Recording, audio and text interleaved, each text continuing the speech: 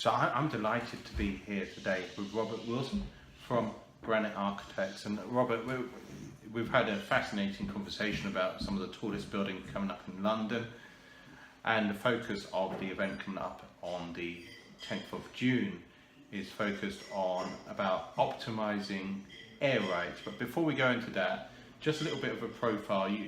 You were mentioning about who your key influences in architecture are or were, and one of the names you came up with was Eric Parry. Now Eric's behind the undershaft, and you were tutored by Eric some time ago. Some time ago, yes. Yeah, I mean, he was my tutor at Cambridge, and I followed his career since. He was a very interesting tutor. He's one of the few architects who taught, who also built things. And he has just got permission and started building one, the undershaft, which is supposedly going to be as tall as the Shard. Yeah, so fascinating. And we were discussing some of the other names as well. I didn't really say how long ago that was, because, well, to be fair, Granit Architects has been around since 1988. Have I got, yeah? 1988, yep. So we're actually coming up for 30 years. And it'd be interesting to see what you do on your 30th year for Granit Architects. I had a look at your guide for 25 years, and I noticed you visited the London Eye. You had a special party for your medium-sized practice, which is based in Wandsworth or Clapham Common, based on the south side of the river. And there's some great architects, of course, on the south side of the river. So people know your heritage in terms of the number of awards which you've been shortlisted for. There's been a number of key people who've influenced you as well, and also some of the key developments you've been involved with. You know, the name which comes to mind straight away, and I'm sure it may not be the one which you'd think of straight away, was the Jamie Oliver Bakery. So it's not just commercial, it's also residential, so you've got a mixture. How would you describe Granit Architects? What differentiates you from another architectural practice? I mean, as I said, being a medium-sized practice, most of our jobs are very important to us. They're big jobs in a medium-sized practice, so our clients are very important to us. So we deliver a range of buildings, predominantly residential, but mixed use, some commercial, as the bakery. That's some years back now. And we perhaps concentrated more recently on residential development. But with that brings the need for placemaking and often mixed use, so restaurants and cinemas and shops and so on come with building residential and schools and infrastructure. So the topic which you'll be presenting on the 10th of June is focused on air rights. So what's special about air rights, and where do you see the future going as well? I mean, I think the exciting thing about air rights, it's not a particularly new idea. I think it's perhaps a new word for an old idea. But no, in an urban city, South London, urban space, land is at a premium, and these air rights schemes are making use of land that has a use already, but we can make better use of it. So you've got building over railway stations, railway lines, roads, car parks, and there's potential to create another world above some of the more utility uses of some of the land we have. And you've been involved firsthand in...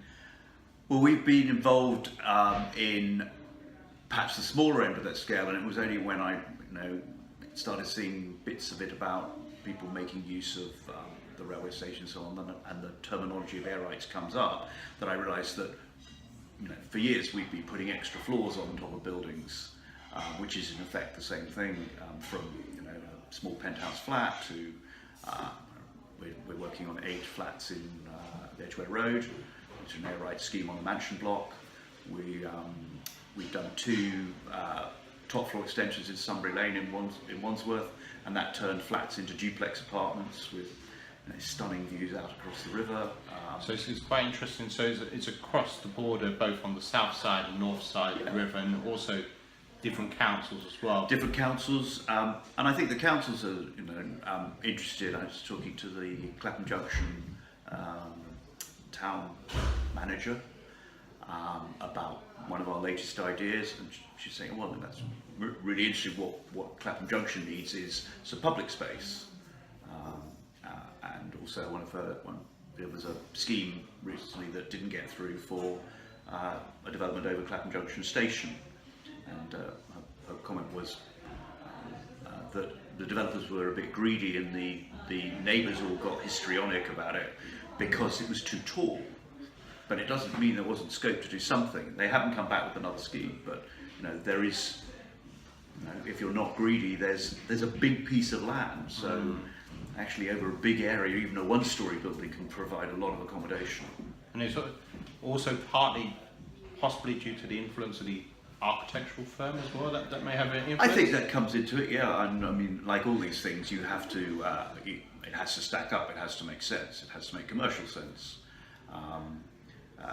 And there are a lot of complexities with delivering housing in London, affordable housing, and different demands and end users, and it's a very emotive subject, housing. And of course, a drop of if you drop 300 apartments in the middle of a small district in London, there's the impact on parking and transport and schools, and there's a whole lot more to it. So it's very much. I think the big potential is actually in joint ventures, invariably involving the councils themselves. The owners of the land can be a good way. Talking to a developer recently, their problem is with air right schemes actually getting lending on it because there's no building to borrow. You've got no physical entity to borrow against. So it immediately becomes something for bigger equity lenders or partners, or JV with the landowner.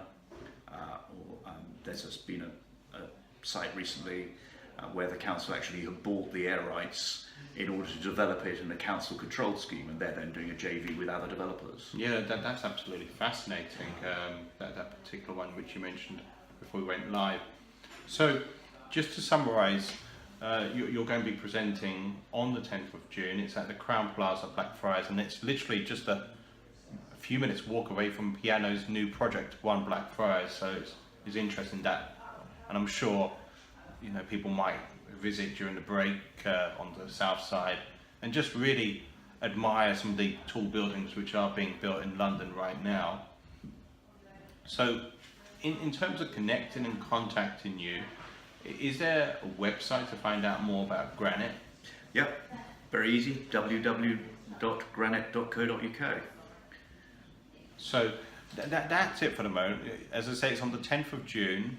It's easy to book tickets. Underneath the video will be a description, and in the description it will say how to book tickets for the one-day property summit. As I say, it's at the Crown Plaza, Blackfriars, overlooking the new development by Piano. So if that gives you inspiration, maybe you want to check out what Granit are doing. Huge thanks for joining myself. Huge thanks for joining Robert as well. Yeah. Thank you.